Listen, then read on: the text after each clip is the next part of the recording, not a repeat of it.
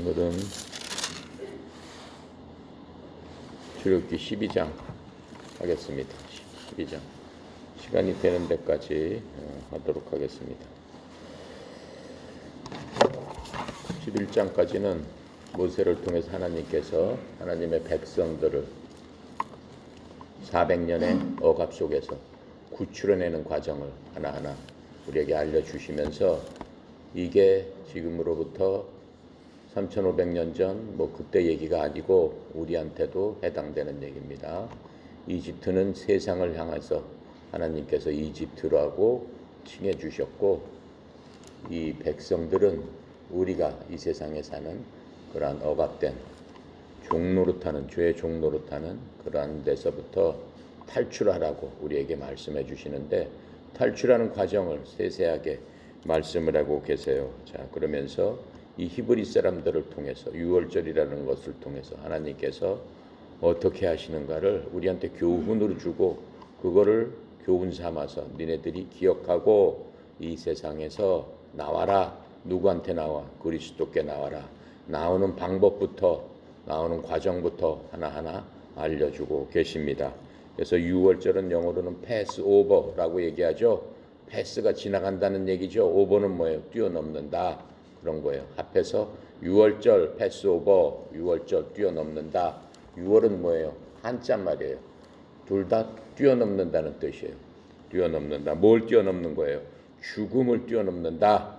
우리도 죽음을 뛰어넘는 그러한 성도들이 되라라고 하나님께서 유월절을 모형으로 주면서 우리한테 똑바로 해라 라고 말씀해 주고 계시는 것들을 여러분이 들을 수 있습니다. 그래서 유월절은 하나님께서 선택한 백성, 선민, 히브리 사람들에게 새로운 시작을 알리는 거예요. 유월절 400년 동안 70명이 근 250만 명이 되는 그러한 큰 놀라운 그러한 민족으로 만들어 주시고, 그 땅에서 나오면서 하나의 국가를 이루는 그 놀라운 과정을 만들면서, 자, 이제부터 니네들이 시작이다 라고 얘기를 하고 있습니다. 한 국가로서의 출발점을 얘기하고 있는 거예요. 여러분들도 예수 믿으면 그 전의 생활로부터 새로운 시작을 하는 거예요. 새로운 출발을 시작한다라고 하나님 말씀해 주시고 계시는 겁니다. 그래서 주님께서 속박에서 자유롭게, 이집트의 노예 생활에서 자유롭게 해주셨을 때 모든 사람들이 새로운 인생이 펼쳐지는 겁니다. 새로운 날들이 그들 앞에 펼쳐지기 시작한 거예요. 이제 자유롭게 된 거예요. 누구도 그들을 얽매이지 못하는 그러한 시간이 됐다라고 말씀을 하고 계세요. 그런데 이것은 신약에서 계속적으로 이 구약의 유월절의 사건이 중심적으로 성경 여러 곳에서 얘기를 하고 있어요. 구속, 예수 그리스도로 인해서 너네들이 구속당했다, 이런 얘기들이 계속 나옵니다. 영어로는 redeem이라고 그랬어요. redemption, 구속이라고 영어로 지금 얘기를 하고 있습니다. 이러한 단어를 우리가 볼 때마다 뭘 생각해야 되냐면은, 이스라엘, 하나님께서 히브리 사람들을 노예 생활로부터 자유롭게 얻게 되는 그러한 상황을 말씀하고 계시는구나 라고 생각을 하면 됩니다. 그래서 하나님께서는 뭐라고 말씀하세요? 구속되어서 나온 유월절 그 상황을 갖고 니네 백성, 니네 애들 대대로 그 얘기를 전해줘야 된다라고 얘기하고 있어요. 어른들한테. 이스라엘 사람 지금까지도 그 얘기를 전해주고 있는 겁니다. 그래서 거기에 따라서 하나님의 놀라우신 파워, 놀라우신 능력, 이런 것들을 깨닫고 알기 때문에 이스라엘 사람들이 지금도 세계 첫째 민족이 되는 거예요. 내가 얘기했죠. 하버드 대학교 노벨상 30%가 이스라엘 사람이에요. 전체 금융의 30%가 이스라엘 사람이에요. 이스라엘 빼면 전 세계는 어떻게 생각하면 되면 무너집니다. 하나님의 약속 그대로 하나님께서 이스라엘 사람들한테 지금까지도 지키고 계신다는 것을 우리가 쉽게 알 수 있어요. 그런데 그 하나님께서도 여러분이나 나한테도 똑같은 기회를 지금 주시고 계신다라고 하는 거예요. 그래서 이스라엘 사람들은 노예 생활로부터 자유로운 그런 생활을 맡게 됩니다. 로마 시대 때는 노예가 몇 명이 있었냐고 그러냐면, 로마 시대 밑에 노예가 6천만 명이 있었다라고 합니다. 자, 그런데 이 유대인들은 이 유월절 하면은 바로 이런 것들을 생각나는데 그 중에서도 양피를 그 사람들은 양의 피 그것을 가장 먼저 생각하게 하는 겁니다. 즉 이집트로부터 해방된 것을 생생하게 기억한다라고 하는 겁니다. 자, 구약에서는 이스라엘 구약에 보면은 이스라엘의 그 달력 뭐 무슨 월 아비 뭘 무슨 월 해가지고 좀 우리가 이해하기 어려운 얘기들이 많이 나와요. 근데 그게 우리나라랑 비슷한 거예요. 뭐냐면 우리는 음력을 쓰죠. 양력을 쓰기도 하고 양력은 누구나 다 쓰는 거고 전 세계적으로 쓰는 거고 우리나라는 음력을 써요. 음력은 영어로는 뭐예요? 루나 칼렌다라고 얘기하죠. 루나가 뭐야? 달이라는 뜻이에요. 문, 음력, 달의 그 주기를 보고 그 절기를 따져가지고 우리가 칼렌다를 만들었어요. 우리 조상들이. 음력이에요. 그래서 이 음력을 쓰는 사람들은 중국도 음력을 쓰고 우리나라도 음력을 쓰고 그래서 그런 나라들이 있죠. 자, 그런데 이스라엘도 두 가지 달력을 사용합니다. 그래서 우리의 음력은 그 사람들의 유태인 달력, 유태력이라고 얘기를 하고 있어요. 유태력 달력은 우리나라는 1월 달이 우리 음력은 1월 달이 보통 2월이나 3월이죠. 근데 유태력의 1월 달은 보통 9월이나 10월에 1월이 찾아오게 됩니다. 그래서 티슈리라고 해가지고 여러분들이 만약 미국에서 이제 살게 되면은 그 티슈리 유태인 1월 달 되면은 뉴욕 같은 데는 다 놀아요. 막 이 유태인 상인들이 워낙 세게 상권을 잡고 있기 때문에 인구는 얼마 안 돼도 그냥 다 놀 정도로 그렇게 센 그러한 명절을 유태력을 지키고 있습니다. 거기에 하나 더해서 이 사람들은 또 종교력이라 그런 걸 갖고 있어요. 종교력, 그건 하나님께서 제정하신 거예요. 6월절을 딱 나오면서 하나님께서 뭐라고 그래? 지금부터 니네들은 종교력으로 1월이다 이렇게 얘기를 하는 거예요. 나온 제가 언제야? 6월절이 4월달이에요. 4월달은 또 지금으로 따지면 우리 4월달에 요번이 4월달이죠. 얼마 전에 뭘 지났어요? 교회에서 제일 큰 명절 뭐였어요? 예수님 부활절. 그렇죠? 부활절 3일이 바로 6월절이에요. 예수님께서 돌아가시고 언제 부활하셨어요? 3일 후에 돌아가셨다고 그랬잖아요. 예수님께서 제자들하고 성만찬을 우리 교회 가면은 포도즙에다가 그 빵 하나씩 먹죠. 예수님의 살과 피를 기념해라. 주의 만찬이에요. 성만찬이 아니고. 정확하게 얘기하면 로즈 주님의 서퍼 저녁이다 이렇게 돼 있어. 로즈 서퍼를 갖다 하는데 그때가 언제예요? 예수님께서 언제 돌아가셨다고 그랬어? 6월절 저녁에 제자들하고 로즈 서퍼를 하신 다음에 6월절이 돼서 예수님은 돌아가셨다라고 얘기하고 있어요. 바로 그 6월절을 얘기하는 거예요. 그때가 이스라엘 사람들한테는 1월 1일이라고 얘기하는 거예요. 그 달을 1월달로 해라라고 하나님께서 제정을 해주셨어요. 그러니까는 이 6월절은 엄청 특별한 날이에요. 우리한테도 특별한 날이에요. 왜 그래? 이 6월절이 누굴 예표한다고 그랬어? 예수님을 예표한다라고 하는 거예요. 예수님의 모형이다라고 하는 거예요. 그러니까 그것을 자세히 살펴봐야 될 필요가 있다라고 말씀을 하시는 거예요. 자, 그래서 6월절이 바로 끝나면은 어떻게? 무교절이 또 일주일 동안 이스라엘 사람들한테는 바로 진행이 돼요. 무교절은 뭐라고 그랬어요? 누룩을 먹지 않은 빵을 무교절이라고 하는 거예요.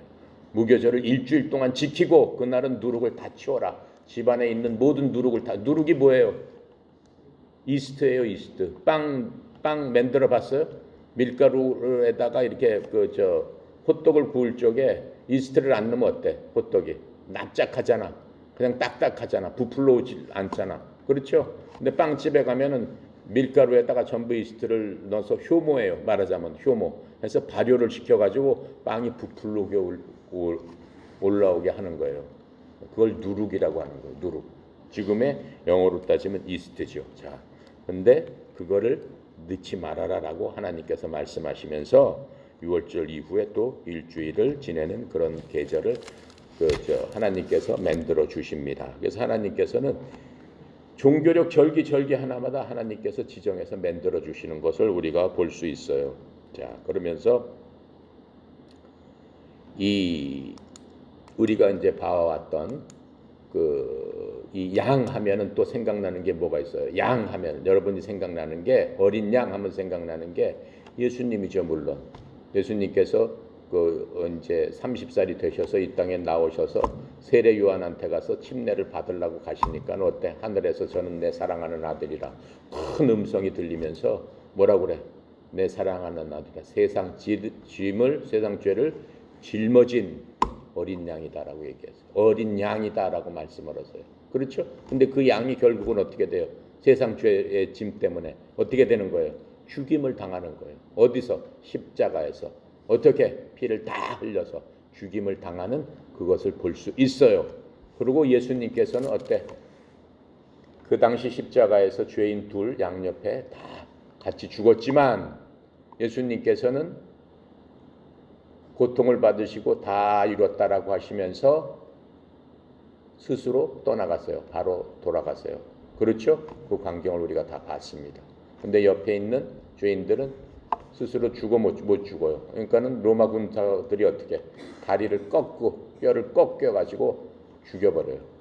그런 것들을 우리가 마태복음에 볼 수 있습니다. 왜 내가 그 얘기를 하냐? 조금 있다가 이제 보면은 이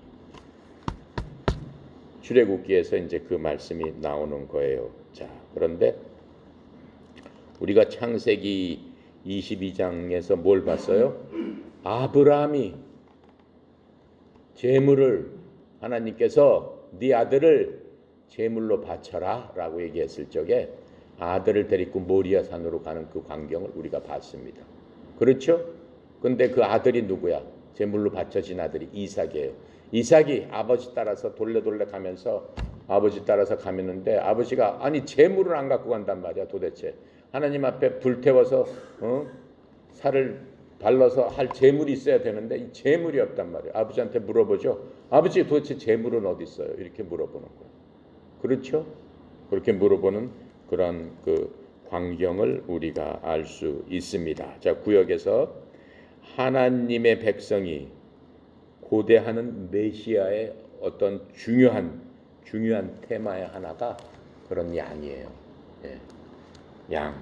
그래서 이러한 질문에 대해서 세례 요한이 얘기했잖아요. 예수님에 대해서 마태복음에서 조금 아까 내가 얘기한 대로 그렇게 얘기한 게 있어요. 그래서 유월절 어린 양은 예수 그리스도의 모형이었다라고 어디서 얘기하고 있어요? 신약에서 계속 얘기하고 있어요. 신약 성경에 보면은 빌립이 한 얘기가 있어요. 사도행전 8장 32절. 그 다음에 또 구약에 보면은 이사야 선지자가 한 얘기가 있어요. 예수님에 대해서 한 얘기예요. 53장 7절 8절. 그런데 히브리 사람들은 예수를 믿어 안 믿어? 믿어 안 믿어? 마태복음에서 다 배웠잖아요. 예수님을 죽인 사람이 누구야? 히브리 사람들이에요. 이스라엘 사람들이에요. 이스라엘 사람들은 예수님을 안 믿어요. 예수님을 메시아로 믿지 않아요. 지금도 전통 유대인들은 메시아가 아직 안 오셨다라고 얘기를 해요. 이스라엘 사람들은 그럼에도 복을 받고 있죠. 물질적으로는. 왜 그래? 하나님의 약속이 그렇기 때문에 그래요. 구약만 믿어요. 예수님 믿지 않아요. 예수님은 그냥 뭐 선지자다 이렇게 얘기를 해요. 그래서 이스라엘 사람들이 성경 중에서 빼버린 게 있어요. 이사야서 53장은 금서예요. 금서. 이 히브리 사람들은 읽지 않습니다. 그 안에는 다 예수님에 대한 얘기가 그대로 적혀 있어요. 그런데 자기네들이 예수님을 죽였는데 예수님이 메시아라고 써 있으니까는 그게 마음속에 걸림돌이 되는 거예요. 그래서 히브리 사람들은 53장을 읽지 않습니다. 고린도전서 5장 7절을 한번 찾아보겠습니다. 예수님이 어린 양이다. 고린도전서 5장 7절에 보니까 너희는 누룩 없는 자인데 새 덩어리가 되기 위하여 묵은 누룩을 내버리라. 우리의 유월절 양 곧 누구? 그리스도께서 희생되셨느니라. 유월절 양은 곧 누구다? 예수 그리스도다라고 말씀을 하고 계시는 것을 우리가 분명하게 볼 수 있습니다. 그것뿐만 아니에요. 베드로전서 1장 18절부터 20절에 봐도 하나님께서 찾아볼게요. 1장 18절부터 20절.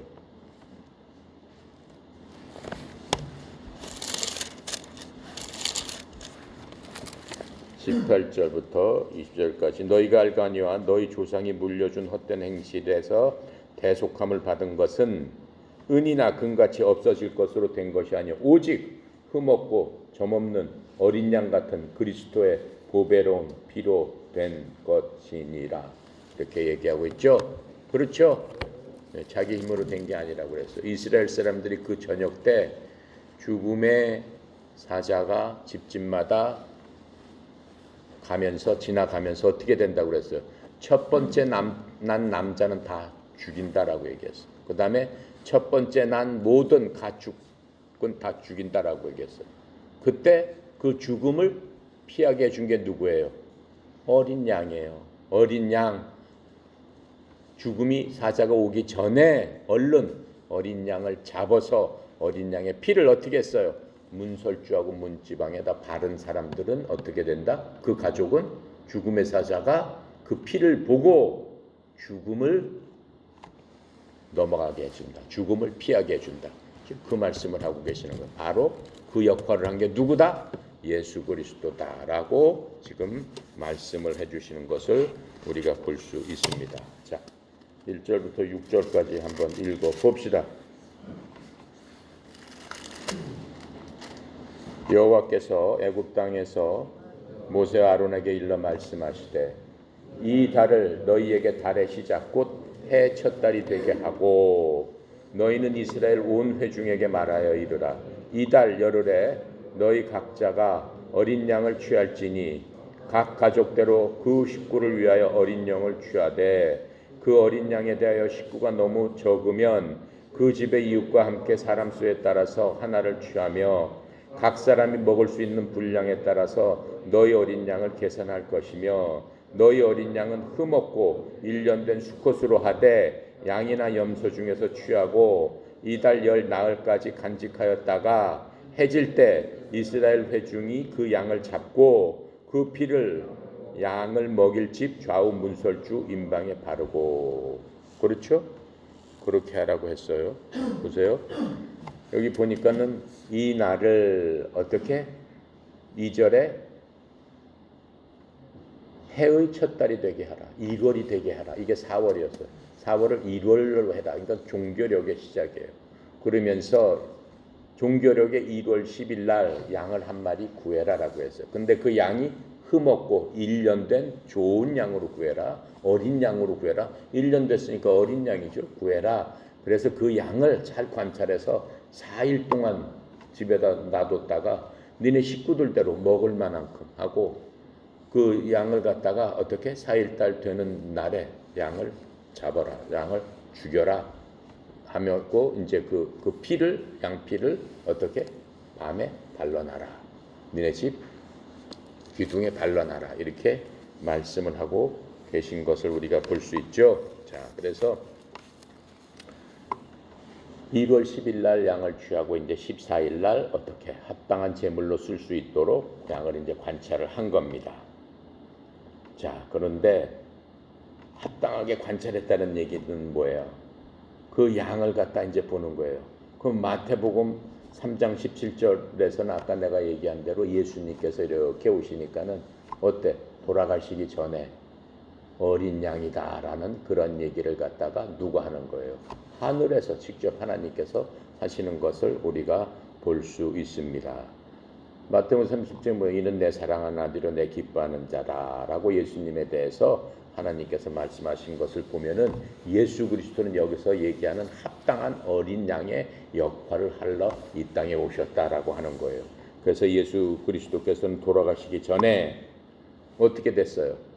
그 이후에 적들로부터 이 집 이스라엘 사람한테 엄청난 공격을 받죠. 계속 또 쫓아다니면서 예수님께서 선한 일을 하고 병자 고쳐주고 뭐 이렇게 할 때마다 어떻게 왜 그런 일을 하냐고 예수님을 공격하는 그런 것들을 우리가 많이 봐왔습니다.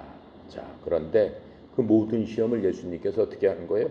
이기신 거예요. 그래서 예수님께서는 흠이 없는 양이셨다라고 하는 것을 알 수가 있습니다. 예수님의 흠을 잡으려고 어떻게 사람들이 엄청 공격을 해요. 말로도 공격하고 행실로도 공격하고 어떻게 어떤 가늠하다 잡힌 여자도 너 한번 해봐라 어떻게 판단할래? 그런 식으로 예수님을 다 공격했지만 예수님의 흠을 잡을 수 있었어 없어요? 없었어요. 예수님은 전혀 흠이 없으셨어요. 흠이 없는 어린 양의 역할을 해주신 예수님을 우리가 여기에 비교를 해서 봤을 적에 알 수 있다라고 하는 겁니다. 자, 그래서 그달 14일 저녁에 양을 잡는데 그 피를 어때? 문의 기둥과 임방에 발랐죠. 그래서 심판으로부터 사람을 구한 게 양의 생명이에요? 아니면 양의 죽음이에요? 양의 죽음이에요. 예. 이집트 사람들 집집마다는 어떻게 그 밤에 밤 12시에 죽음의 사자가 싹 지나갔기 때문에 집집마다 곡소리가 났죠. 울음소리가 났죠.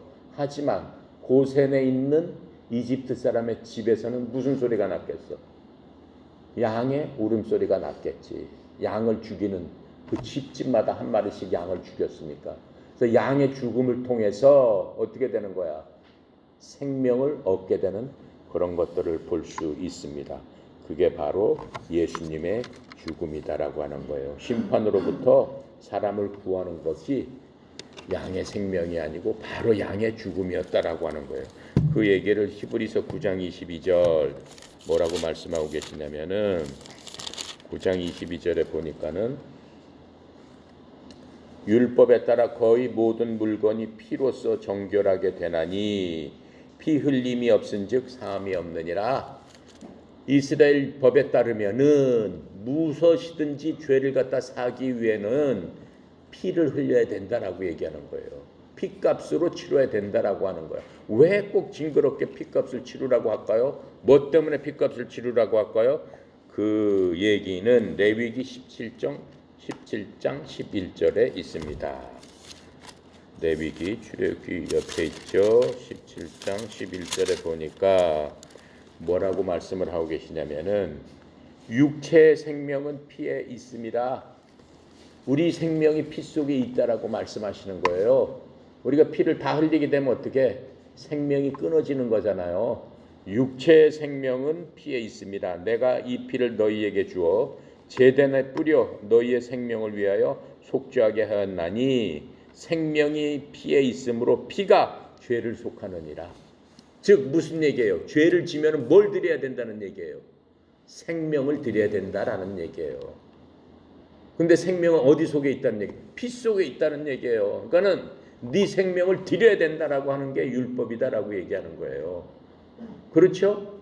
그러니까 사람이 자기 생명을 드리는 대신에 누구를 드리는 거야? 양의 생명을 드리는 거예요. 죄 없는 다른 거의 생명을 드리는 거예요. 하나님께서는 죄 있는 거는 받으셔 안 받으셔? 안 받으셔요. 받을 수가 없어요. 죄물이 될 수가 없어요. 죄물이 흠이 있는 게 어떻게 죄물이 돼요? 죄물이 될 수가 없잖아요. 흠이 없는 그 생명을 하나님께 드릴 적에 하나님께서는 그걸 받으시고 죄를 어떻게 해주신다? 덮어주신다 라고 지금 말씀을 하고 있는 겁니다. 자, 그래서 예수님께서 세상의 죄를 위해서 희생하셨다는 것은 바로 이 얘기를 하고 있는 거예요. 근데 우리가 예수님께서 요한복음 3장 16절은 여러분이 아나 가장 유명한 절입니다. 하나님이 세상을 이처럼 사랑하사 독생자를 주셨으니 그를 믿는 자마다 멸망치 않고 영생함을 얻으리라. 이건 누구나 다 아는 거예요. 그렇죠? 누구나 다 아는 규절이지만 그걸로선 충분하지 않다라고 하는 거예요. 하나님께서 이 세상 모든 사람, 믿는 사람이든 믿지 않는 사람이든 모든 사람에 대해서 하나님은 베푸신 거예요. 공유를 베푸신 거예요. 그렇죠? 복을 베푸셨다고 해서 다 믿어? 안 믿어요. 예수 믿는 사람이 전 세계 인구의 얼마나 되겠어? 10%나 되겠어요? 10%도 안 돼요. 안 돼. 몇 퍼센트가 될지는 퀘스천 마크예요. 교회 다닌다고 다 예수 믿고 구원 받아요? 안 돼요. 절대 안 돼요. 얼마나 교회 다닌 사람 중에 몇 명이나 구원 받겠어? 몰라요. 그거 하나님 앞에 섰을 적에 하는 거예요. 그 얘기에 대해서 이 출애굽기에서 얘기하는 거예요. 이제 조금 있으면 그 출애굽기에 대해서 출애굽기 그 얘기를 해주고 계세요. 자, 그러면서 그렇다면 어떤 사람이 예수님을 믿고 구원받는 사람이야? 그 정도의 고백 갖고는 안 된다라고 하는 거예요. 갈라디아서 2장 20절처럼 그런 고백을 하는 사람이 진짜 구원받는 사람이고 진짜 예수 믿는 사람이다라고 얘기하는 거예요. 그렇죠? 교회 목사님도 마찬가지예요. 신부님도 마찬가지예요. 교회 목사님이라고 다 구원받아요? 못 받아요. 어떻게 돼야 돼? 갈라디아서 2장 20절처럼 돼야지만 받을 수 있는 거예요. 볼까요? 자, 무슨 고백을 해야 되냐면은 같이 읽어봅시다. 내가 그리스도와 함께 십자가에 못 박혔나니 그런즉 이제 내가 사는 것이 아니요 오직 내 안에 그리스도께서 사시는 것이라. 우리는 그리스도와 함께 십자가에 못 박힌 거예요. 왜 그래? 흠없는 어린 양의 피가 아니면은 우리 스스로 못 박혀야 되는데 우리를 대신해서 누가 돌아가셨다는 얘기야? 어린 양으로. 예수님께서 흠없는 죄 없는 어린 양 예수가 우리를 위해서 돌아가셨다. 돌아가셨을 적에 어떻게 됐어요? 이집트 사람 집마다 피를 발랐을 적에 양이 죽은 대신에 넘어갔죠. 그 얘기는 뭐야? 장자들처럼 이집트 사람들 원래 하나씩 다 죽어야 되는데 어떻게? 죽은 걸로 친 거예요. 죽은 거나 마찬가지예요. 죽은 걸로 친 거야. 대신한 거야. 그럼 누가 죽은 거야? 양이 죽었다라고 하는 거예요. 그러니까 사실은 영적으로 보면은 첫째 아들도 사실은 다 죽었다라고 얘기하는 거야. 근데 대신 누가 죽은 것뿐이야? 양을 대신 죽였다라고 하는 거예요. 지금 이 신약에서도 마찬가지다라고 하는 거예요. 예수님께서 그 피로 문설주에 이렇게 발라놓고 들어와라라고 하는 거예요. 그 집으로 들어오세요라고 얘기하는 거예요. 들어오세요. 빨리 들어오세요. 안 들어오면 어떻게? 싹 죽는 거예요. 들어가지 않는 자는 싹 죽는 거야. 그렇죠? 이건 첫째 아들뿐만 아니고 어떻게? 죄가 있는 자는 싹 죽이겠다라고 하시는 거니까 싹 주는 그게 하나님의 법이니까. 문으로 들어가야 돼, 안 들어가야 돼? 여러분은 들어가고 싶어? 끝까지 버티다 버텨보고 싶어? 어? 어? 들어가고 싶지? 그래, 문수하고 재현이는 들어갔어요. 그 다른 사람들은 버티겠어? 끝까지? 끝까지 한번 버텨보겠어? 그래, 창일이도 들어오겠다고 그러고 또 남은 사람 버티겠어? 다 들어올 것이? 들어와야 되는 거야. 네. 어떻게 들어오는 거야? 뭘로 들어오는 거야? 그 안에 문을 어떻게 들어가야 돼? 놓고 하고 방 있어요? 누구 계세요? 이러고 들어가는 거야? 어떻게 들어가는 거야? 어떻게 들어갔어? 재현이는 어떻게 들어갔어? 그래, 믿음으로 들어갔단 말이야. 나는 저 안에 들어가면은 구원을 받지 않고 그냥 뚝뚝뚝뚝 들어갔단 말이야. 문은 열려 있어, 잠겨 있어? 열려 있단 말이야. 들어가는 건 내가 들어가야 돼? 누가 발로 쳐서 밀어 넣어야 돼? 본인이 들어가야 돼. 발로 쳐서 밀어 넣어 줄 사람은 없어. 없어. 본인이 들어가야 돼. 하나님께서는 그렇게 인간을 갖다가 막대하질 않아. 막대하질 않아. 인간을 존중해. 존중하기 때문에 자기 스스로 내 생각에 내가 여기 들어가는 게 맞겠구나 하고 곰곰이 생각하라고 하셨어. 곰곰이 생각해라. 성경은 계속 그렇게 얘기하고 있어요. 무슨 일이든 너 좀 곰곰이 생각해라. 졸지 말고 곰곰이 생각해라. 그리고 어떻게? 네 스스로 해라. 결정은 네가 한다. 책임도 네가 진다. 그거예요. 그렇게 하시면서 하나님께서 말씀을 하시면서 뭐라고 그래? 이제는 내가 사는 것이 아니요 내 안에 누가 사시는 거다? 그리스도가 사십니다. 왜 그래? 죽음의 사자가 지나가면서 나는 죽어져야 되는 건데 양이 대신 죽었기 때문에 내 삶 자체는 사실 그때 죽었던 삶입니다. 내 삶은 그리스도께서 사시는 겁니다. 이렇게 얘기를 하고 있는 거예요. 그러면서 그래도 내가 육체 가운데 사실은 죽었어야 되는데 그래도 사실 살고 있지 않습니까? 내가 육체를 갖고 사는 것은 나를 사랑하사 나를 위해서 자기를 버리신 하나님의 아들 예수님의 뭘로 산다? 믿음으로 사는 겁니다. 라고 얘기하는 거예요. 예수님의 믿음으로 산다라고 얘기하는 거예요. 예수님의 믿음이 뭐예요?